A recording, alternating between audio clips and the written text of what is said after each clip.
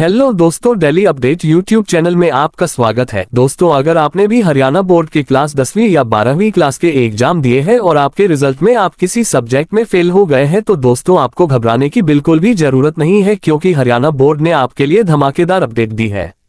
दोस्तों, जैसा कि आपको तो पता ही होगा कि जैसे ही बोर्ड एग्जाम रिजल्ट घोषित करता है तो उसके बाद बोर्ड द्वारा रिवैल्यूएशन और रीचेकिंग के लिए ऑनलाइन फॉर्म निकाले जाते हैं, जिसमें आप अप्लाई कर सकते हैं और फेल हुए सब्जेक्ट में पास हो सकते हैं और 12वीं क्लास को पास कर सकते हैं। तो दोस्तों, आज की वीडियो में हम आपको बताएंगे कि आपको रिवैल्यूएशन का फॉर्म अप्लाई करना है या रीचेकिंग का फॉर्म अप्लाई करना है। तो वीडियो को पूरा एंड तक जरूर देखिए और आगे भी ऐसी ही इंफॉर्मेटिव वीडियो समय समय पर पाने के लिए चैनल को जरूर सब्सक्राइब कर लीजिए।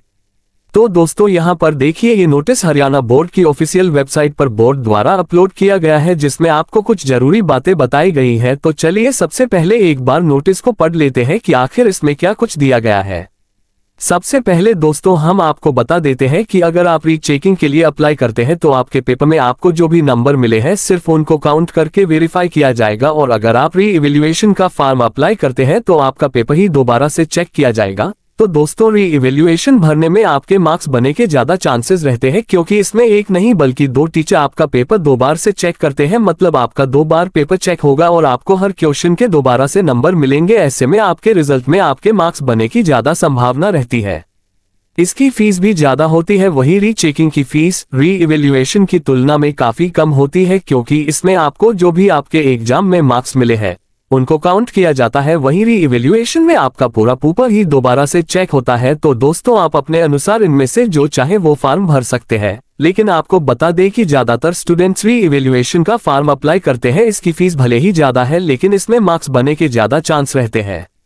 तो दोस्तों, अब आपको नोटिस की तरफ ले चलते हैं। यहाँ पर देखिए दोस्तों, अगर आप 10वीं क्लास के लिए इस फॉर्म को अप्लाई करना चाहते हैं या फिर 12वीं क्लास के लिए अप्लाई करना चाहते हैं या फिर आप डीएलएड एग्जाम के लिए री इवेल्युएशन को अप्लाई करना चाहते हैं, तो आप रिजल्ट डिक्लेयर होने के 20 दिन बाद तक ऑनलाइन फॉर्म अप्लाई कर सकते हो, और इसके लिए आपको कुछ फीस भी देनी होगी, जो हम आपको वीडियो में आगे बताने वाले हैं।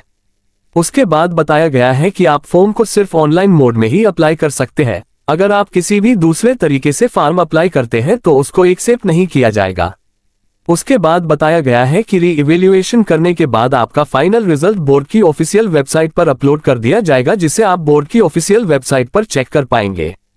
उसके बाद बताया गया है कि अगर आप इस फॉर्म को 10वीं या 12वीं क्लास के लिए अप्लाई कर रहे हो या फिर डीएलएड के लिए अप्लाई कर रहे हो, और अगर आपके किसी भी सब्जेक्ट में 90% से अधिक अंक है तो भी आप उस सब्जेक्ट के लिए री इवेल्युएशन का फॉर्म अप्लाई कर सकते हो।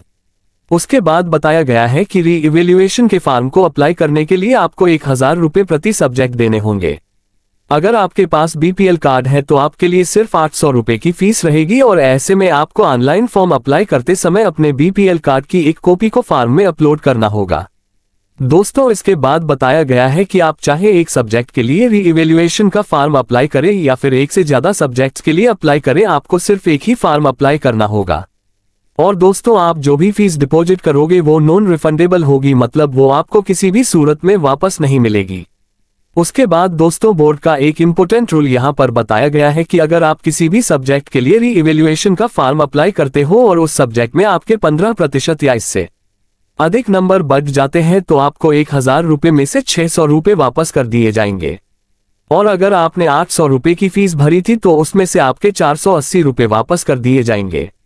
के बाद दोस्तों, यहाँ पर बोर्ड ने बच्चों द्वारा सबसे ज्यादा पूछा जाने वाले सवाल का जवाब दिया है, जो कि है कि बच्चों के मन में ये डाउट रहता है कि अगर री इवेल्युएशन के बाद उसके मार्क्स उस सब्जेक्ट में घटकर कम हो जाते हैं तो क्या रिजल्ट में कम मार्क्स दिए जाएंगे या फिर जो पहले मार्क्स थे वही दिए जाएंगे।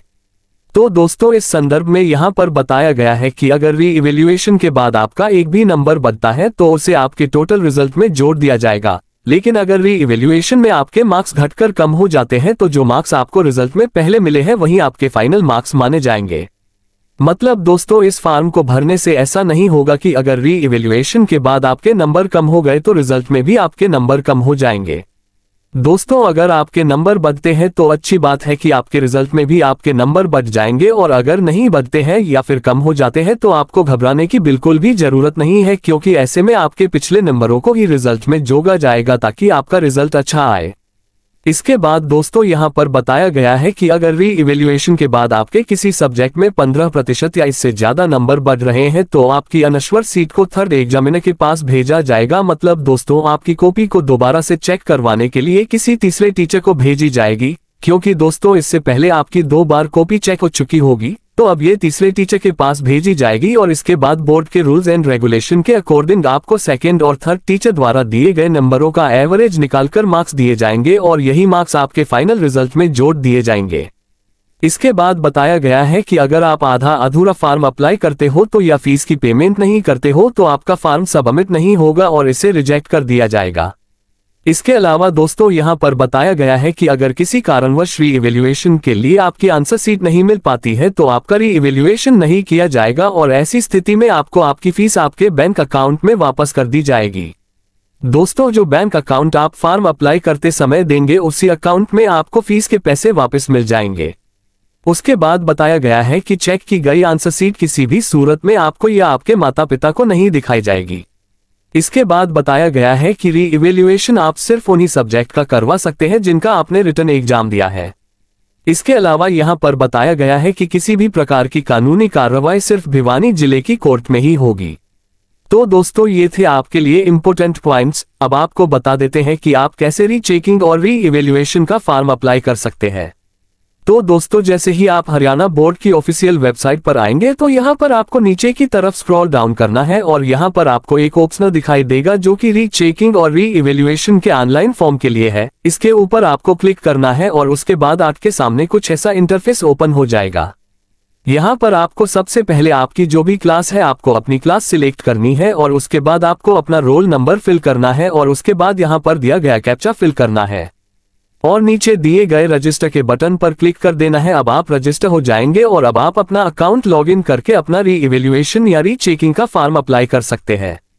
तो दोस्तों ये थी पूरी अपडेट। उम्मीद है कि अपडेट आपको पसंद आई होगी। अगर आपको फॉर्म अप्लाई करने में किसी भी प्रकार की कोई परेशानी आती है तो आप कमेंट बॉक्स में पूछ सकते हैं और ऐसी ही इन्फॉर्मेटिव अपडेट पाने के लिए चैनल को जरूर सब्सक्राइब कर लीजिए। फिर मिलेंगे ऐसी ही नई अपडेट के साथ, तब तक के लिए धन्यवाद।